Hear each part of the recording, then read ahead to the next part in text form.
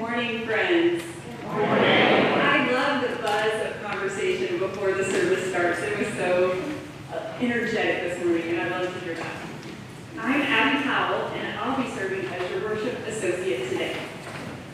Welcome to the Unitarian Universalist Church of Savannah. We've had a wonderful variety of guest speakers on these July Sundays. And I'm pleased to welcome our guest speaker this morning, Jessica Leigh Lobos. Jessica is a longtime local columnist who writes about interesting people, enchanting places, and the compelling and often confounding connections in between. She is the author of 2 books, Savannah Sideways and The Chameleon Thief and Other Tales, available at your favorite bookstore. You can find her stalking what's in bloom by subscribing to her Substack at savannahsideways.com. And thank you for being here, Jessica. Our minister, Reverend Lisa Day, has been on summer break in July and will return to the pulpit next week, August the 4th. If you're looking for a new faith community, we encourage you to visit several times to get a feel for our worship style and our approach to matters of faith and religion. We hope you'll come back in August when you can hear from Reverend Lisa. Our choir also takes a summer break. Music in July and August services will be provided by David at the piano, along with a variety of guest solos. Here at the Unitarian Universalist Church of Savannah, we are working to build a diverse, multicultural, and beloved community. We celebrate the presence and participation of LGBTQIA+ and straight people of all races, genders, abilities, ethnic and national origins. We warmly welcome you on YouTube and here on site, whoever you know yourself to be and wherever you are on your journey.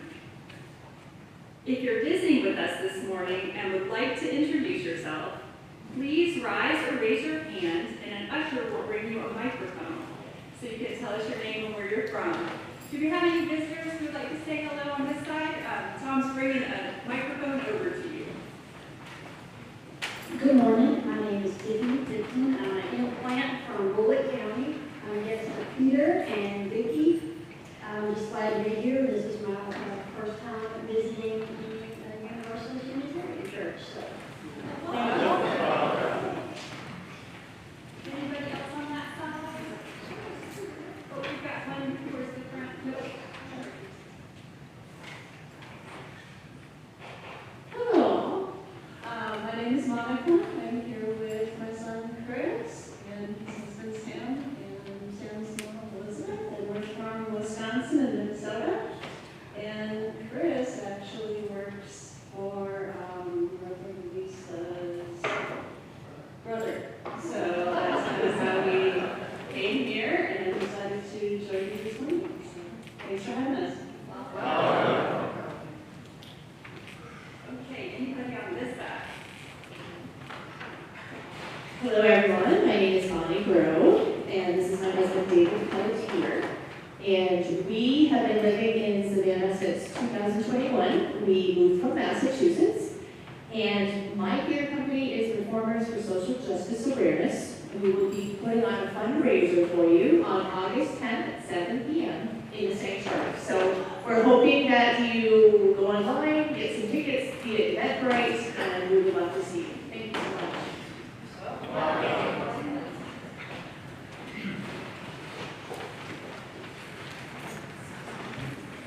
Hi, Keith Shelton. My wife and I are from Blackville, South Carolina. We're new to Savannah. We've been here since 1996. Still not quite locals here, but we're here to support our lovely friend.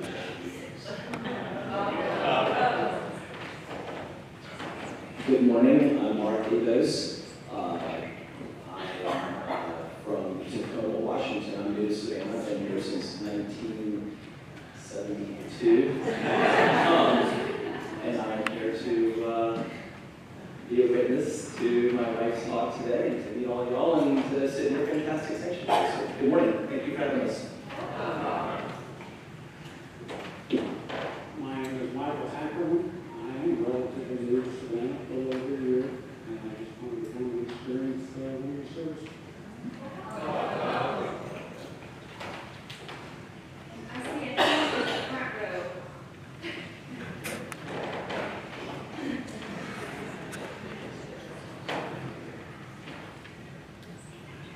I'm Charlie Strazella, and I'm from Woodland Drive.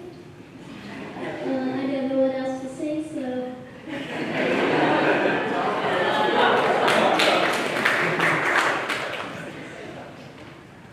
Any other visitors?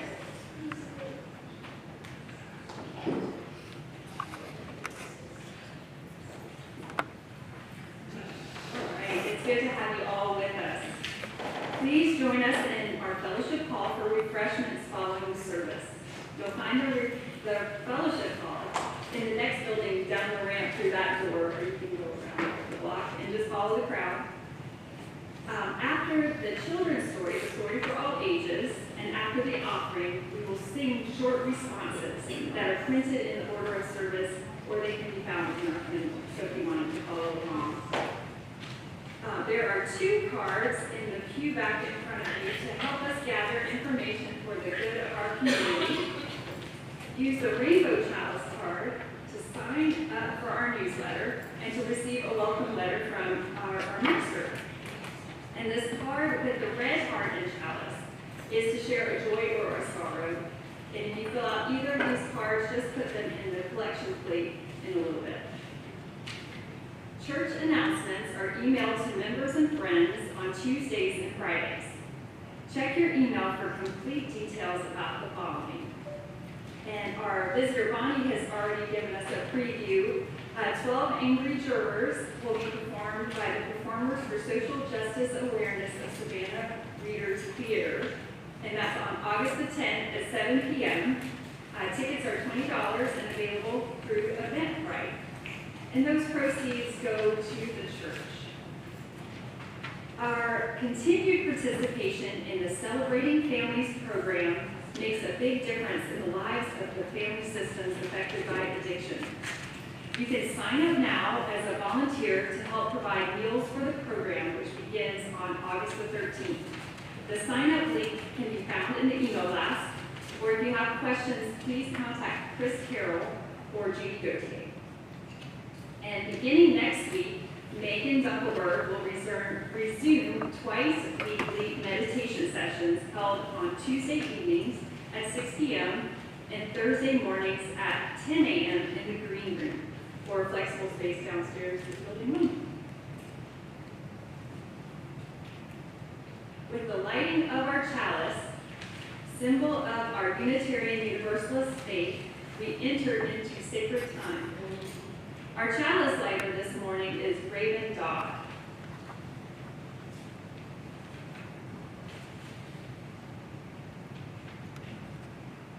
Our chalice lighting reading comes from Nobel laureate Rabindranath Tagore from Fireflies, a collection of proverbs, aphorisms, and maxims. Faith is the bird that feels the light and sings when the dark dawn is still dark.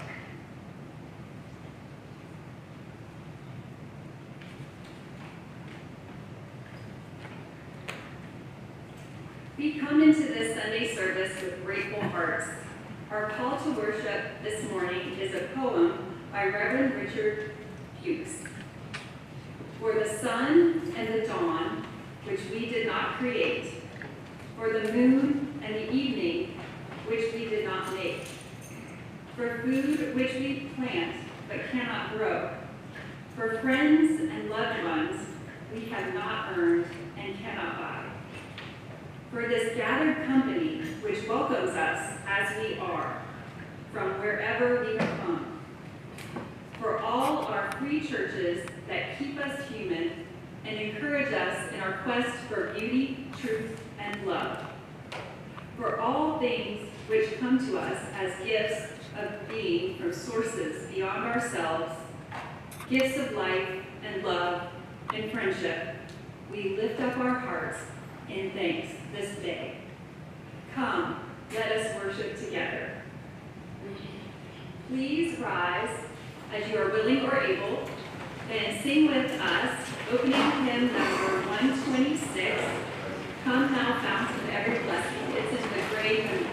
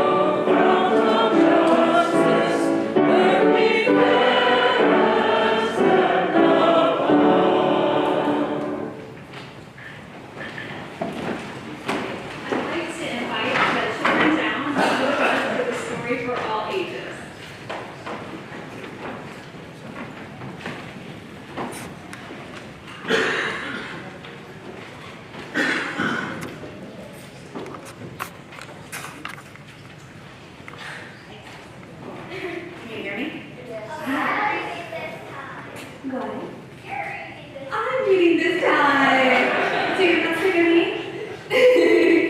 Oh, she looked a little questioning on that one. I think I like this one. Have you guys ever read this book? No. You might know that Elias raised his hand because I borrowed this from him. But you might know the writer, Julia Donaldson. Has anybody ever read The Gruffalo before? Oh, or Stickman? Yeah, she's a prolific writer with really good stories. So this is The Smeds and the Smooth. Make sure you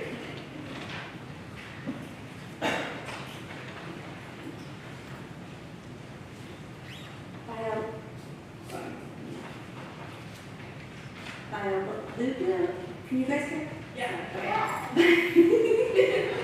By a lunar lake on a far-off planet, there lived a young Smed, and her name was Janet. Not far away, on a Humplety hill, there lived a young Smooth by the name of Bill.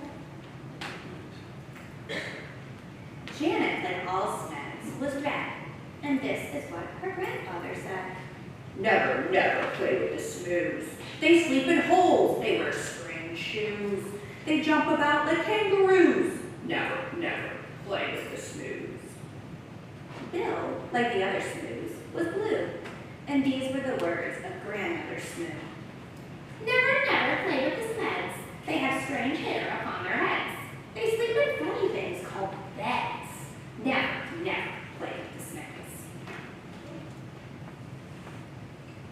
The Smeds on their lake liked nothing better than splashing about, getting wetter and wetter. But Janet grew bored with this watery play, and early one morning, she tiptoed away.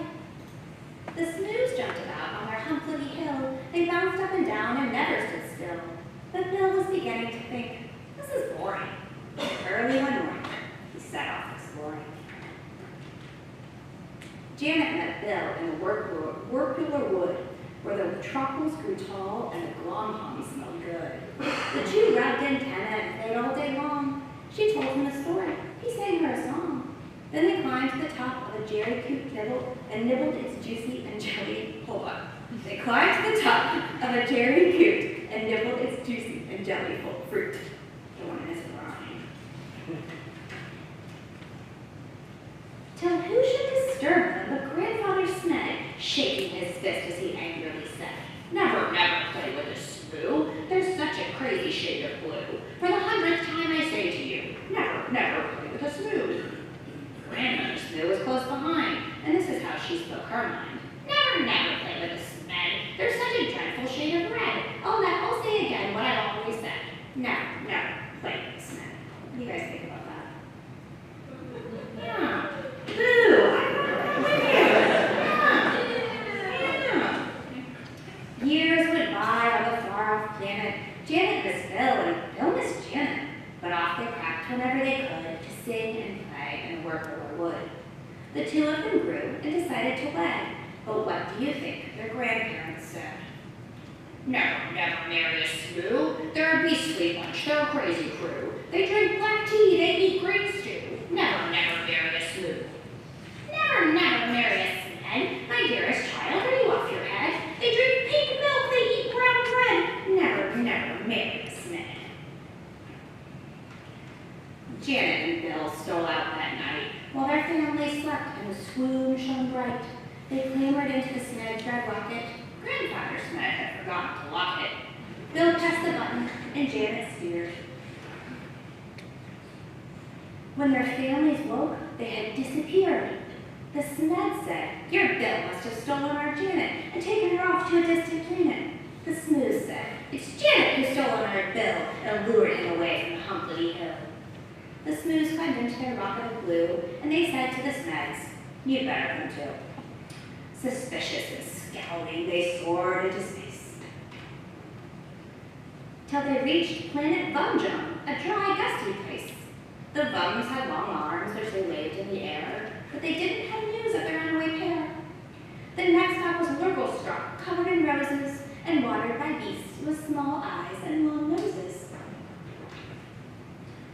They touched down in Grimbletosh, coated in grime.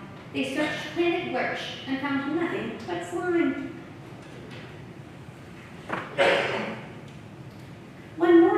Smooths found they'd run out of tea, so the Smeds shared their milk, which was pink as could be.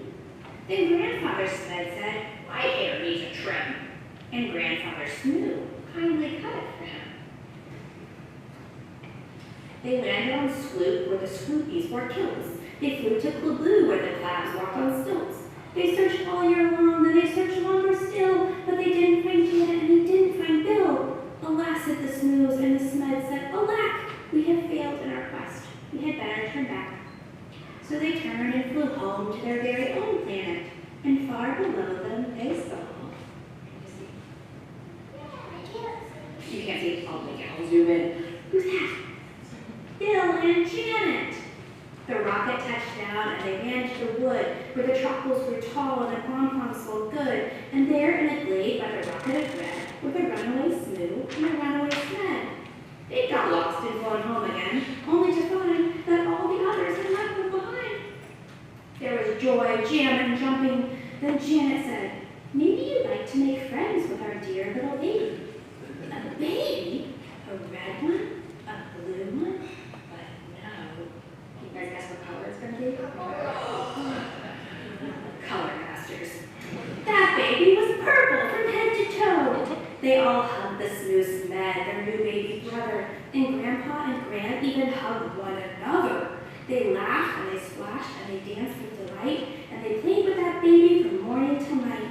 They made him a rattle, they made him a flute, they fed him the fruit of the gerberry coot. Then they sang by the light of the silvery squoo, and you can sing too if you make up a tune.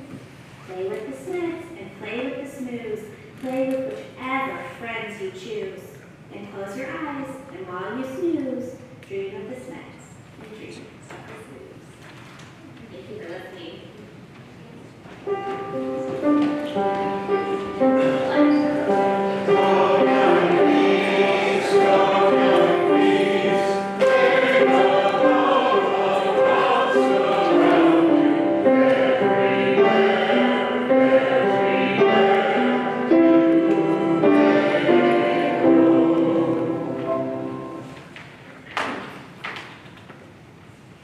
Generosity is the spiritual practice of an open heart. When we practice giving to the church, blessings flow in both directions. To donate via debit or credit card, please use the QR code on the back of the order of service, or you can go to our website and click the donate button. Mail checks are also welcome. Thank you for your generosity. Together we build a better world. The gifts of the congregation will be most gratefully received.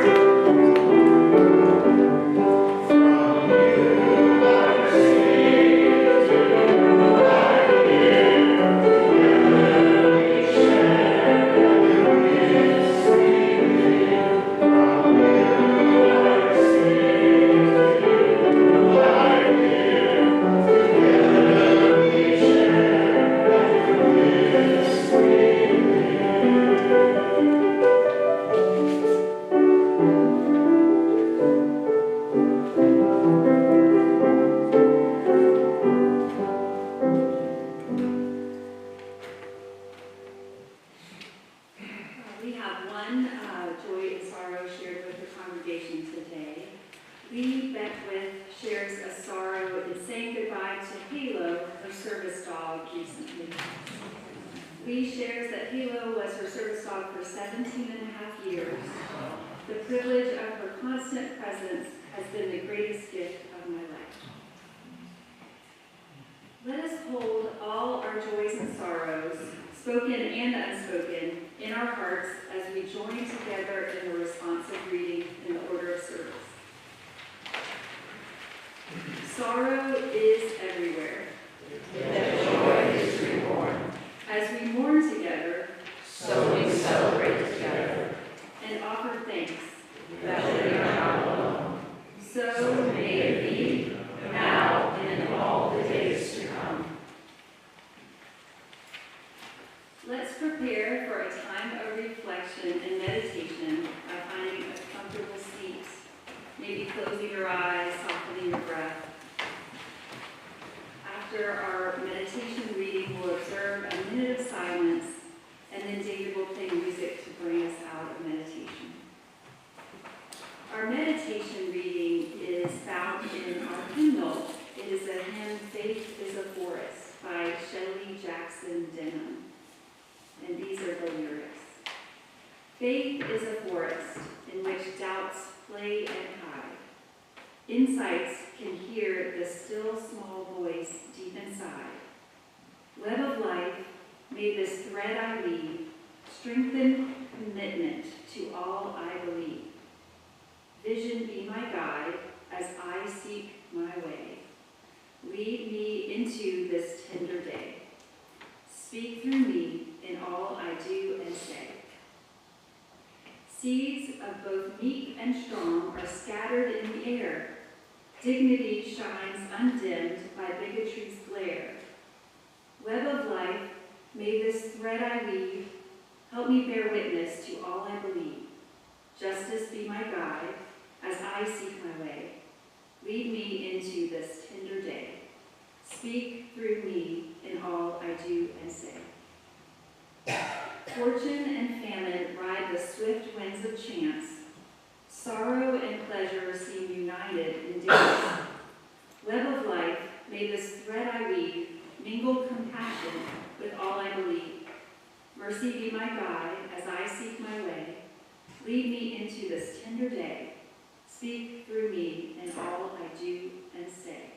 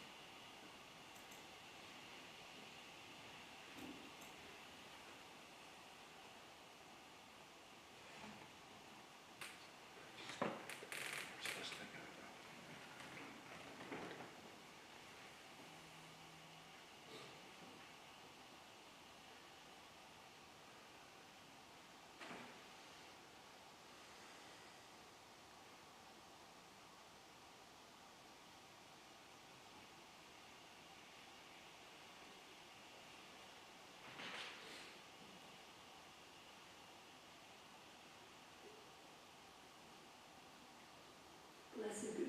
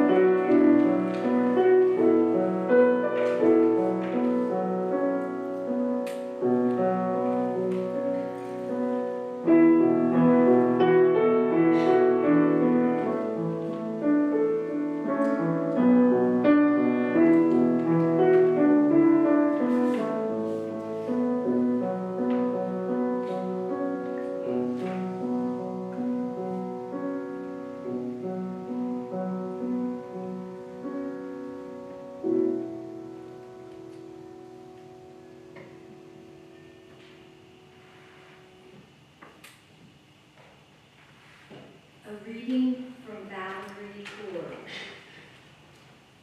I believe that deep wisdom resides within each of us. Some call this voice by different sacred names: Spirit, God, Jesus, Allah, Buddha nature, or Guru. Others think of this voice as the intuition one hears when one is in a calm state of mind.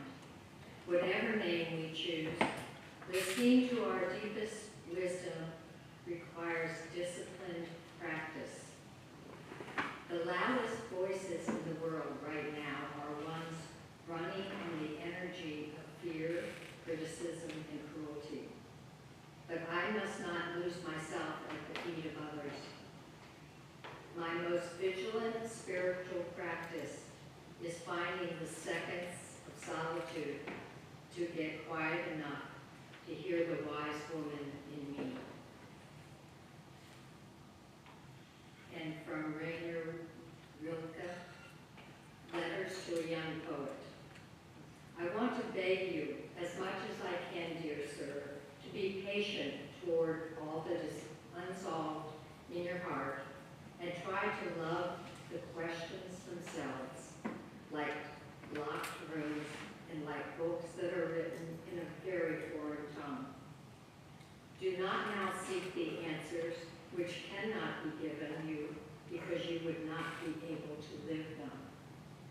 And the point is to live everything. Live the questions. Perhaps you will then gradually, without noticing it, live along some distant day into the answer.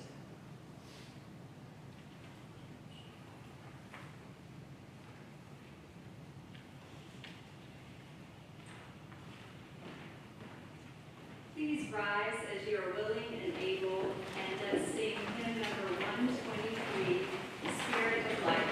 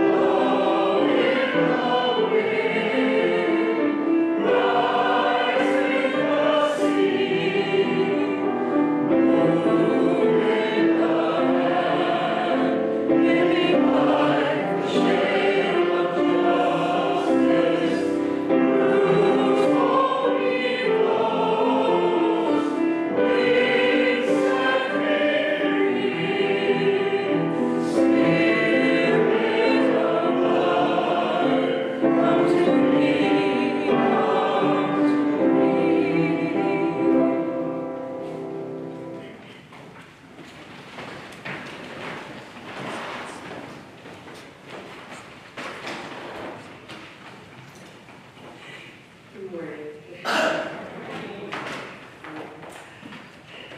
As Abby said, my name is Jessica Leigh Lobos, and thank you for having me here. It's such a great honor to be here in this historic congregation of the Unitarian Universalist Church. I really feel qualified to give a sermon. I'm a writer, and which means I do like a lot of solitary navel gazing and talk them out in private and then share them publicly. So. My family and I are members of another historic congregation, Congregation Gift of Israel, right around the corner. And it continues to be remarkable to me that these two belief systems have been established in Savannah for centuries now. Their respective traditions practiced for generations in this quirky little city. See, where I grew up in Tempe, Arizona, neither was very popular when I was in second grade. I moved to a new school where I was the only Jewish kid in the entire grade. And most of my new classmates thought I was an absolute alien when they found out I didn't celebrate Christmas. But there was one girl, Her name was Leanne, and who asked me questions about how many menorahs I had and whether or not my family ate bacon. We do. I didn't know so much about being Jewish, I asked her, and she answered, "Oh, I'm Unitarian," which I thought meant she liked magical creatures and didn't And we quickly became best friends, the Jew and the Unitarian, not only in solidarity of being different, but because of a shared curiosity in what any of the other labels even meant and whether we believed in heaven and hell or even God at all.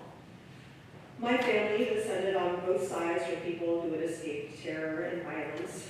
We weren't very particular of Judaism's religious laws, but we identified deeply with its ideals of hesed, loving kindness, and tikkun olam, repairing the world. And these seem congruent with UU's principles, which I learned a little bit about when I attended church with Leanne after sleepovers featuring microwave cheese pizza and Alfred Hitchcock movies. By the way, watching Psycho as an 8-year-old.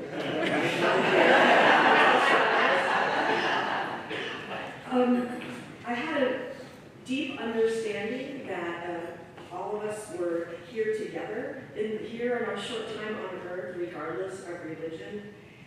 And I came to understand early that what I believed in was justice and inclusivity, and that I had more in common with those who value what we share than what separates us. But the concept of faith challenged me. I couldn't understand believing in something just because a book told you to, and it seemed to me that what we believe isn't nearly as important as how we behave. I followed commandments because they seemed like the right thing to do, not out of fear or the judgment. But what was the point of going all in with God when wars still raged, forests burned, and terrible things happened to people we love? It seemed like religion caused, or at least complicated, a lot of these problems, and blind faith seemed more of a weapon than an asset. The idea that there's one correct way out of all of these competing dogmas, no further questions, made very little sense to me. Leanne and I talked about these things while the other kids played Jackson dodgeball. Total weirdos. And though we thought ourselves much smarter than our classmates who still believed in Santa Claus, I secretly wished for spiritual comfort on which to rest my head and heart. And Leanne and I grew up and apart, each of us finding our own cliques of angsty teenagers to hang out with, but the habit of questioning didn't wane for me. I spent my 20s sifting through the teachings of Ram Dass and the Tao Te Ching and the Old Testament as well as the New, seeking proof of something, anything, that delivered the solace that faith promised. And I learned a lot of useful things, the common roots of service in these teachings, how to meditate, sort of, maybe. How good it is to come together in a community to discuss these questions for the sake of knowing that we're not alone. Like Leanne and I, between late-night horror shows and how the rabbinical scholars continue to debate interpretations of the Torah to this day, and how we sit here this morning willing to listen to the infinite expressions of the human experience. And at some point in all these years of inquiry, I noticed a quiet, certain strength within myself, an intuitive guidance, a kind of cushion that absorbed the sharpest edges of despair and loneliness, of my anxiety about the future and what will happen to this wild world and my imperfect soul when it sheds its skin. In spite of all my qualms, I found myself able to trust my life, to believe in my own divinity. And I still don't understand how or why the world got so messy, but most days I do believe in a universal creative force that sees and loves every being equally and unconditionally, even if I do not. Somehow I have found myself in a space where I can proudly identify as Jewish, but am inspired and buoyed by anything, everything that points to a path of peace, beauty, love, and justice. All of it, even unicorns, why not? Is this God? Is it just maturity? Just the therapy is finally working? I choose to call it faith. No, it has not kept me from wondering about the history of it all. I have another friend who's going to be 97 years old next week. Some of you may know every time we talk, she reminds me she's not going to be here very much longer. And she asks me if I believe that there's something after this life. She doesn't think so, but I tell her I think I do. I think I might. If only because we're just so interesting and beautiful that it would be a real shame that if this was the end of the conversation. I hope you're right, she always says. And then we agree we're all going to find out at some point. But then we also say that it really doesn't matter whether I am or not. And just that the most important thing that we've gotten to mull it over together one more time is what means the most.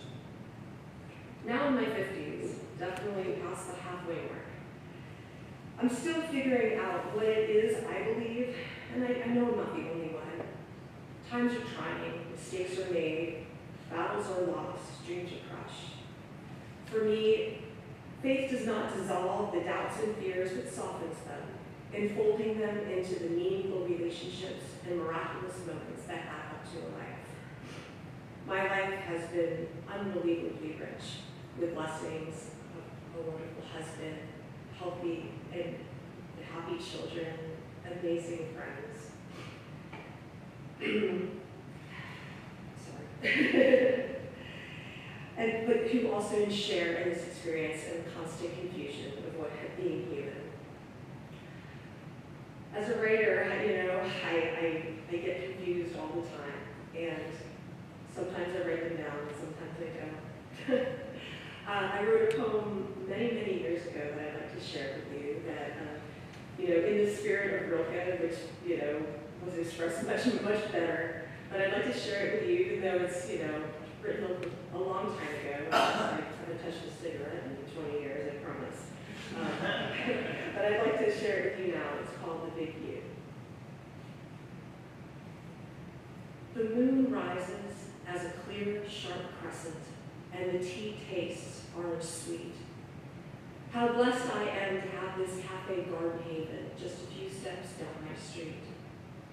Sometimes I think this is who I am, smoking, writing, biting off bigger ideas than I can chew. But enough about me. What about you? Is it true that God needs love too?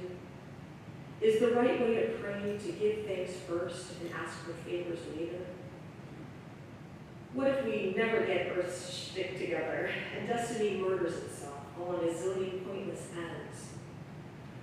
I prefer to think of you as my friend, this presence that cares, but sometimes it seems like you're not really there, like we're all walking around down here all alone. And then I think of that corny poem, the one about two sets of footprints on the beach. And I have to admit it reaches me, even though I'd rather stand back, roll my eyes, and laugh at the Jesus freaks. Even my father holds you up for ridicule, and I gather that it just ain't cool to pray out loud. And so I sit in this self-effacing cloud of smoke and choke on the urge to share. But sometimes, when I'm in a cool, stained glass synagogue, I just want to kick back my chair and shout out, "Glory, hallelujah," to the rabbi. Glory, hallelujah, to my fellow Jews who know all too well the dangers of drawing attention to ourselves. Glory, hallelujah, like my heart-rich soul sisters in a Southern Baptist church. Glory, hallelujah, praise the Lord. But that would be inappropriate on the same Yom Kippur. So my prayers take the form of these quiet questions to you. Like, does it get lonely being the only one as we struggle down here with money and guns? And how do we make sense of apparent evil so dense it creates a high, sharp-top fence that shreds even the most faithful confidence in you? And why do we suffer so hard for the perfect love, the perfect home, the perfect life, when it is definitely written into the plan that it cannot last?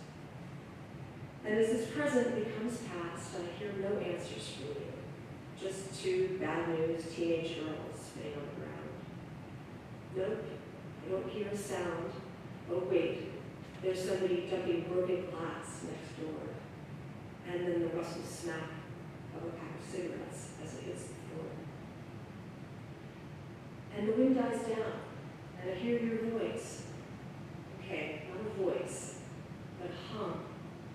One that trees grow, above the moons glow, and I know that you are what's beyond life and death. And so I sit, sipping orange tea with you, and remember that sound is only and always my breath. Thank you so much. May the week bring you health, wealth, happiness, and joy.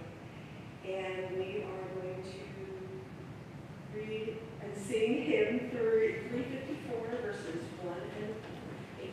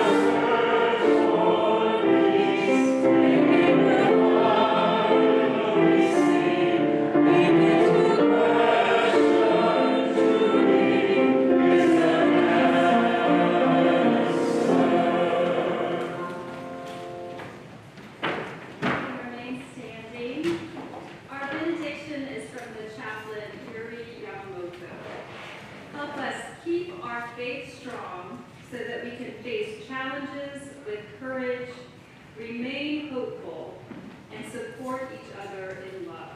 Blessed be.